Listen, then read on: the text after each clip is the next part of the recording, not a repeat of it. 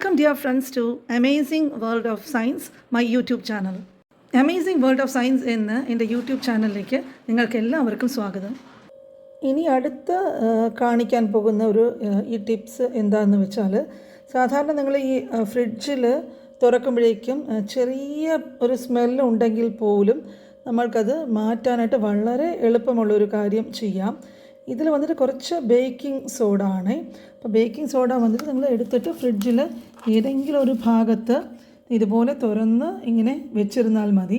അപ്പം നിങ്ങൾക്കറിയാമല്ലോ, baking soda കടയിലൊക്കെ വാങ്ങിക്കാൻ കിട്ടുന്നു.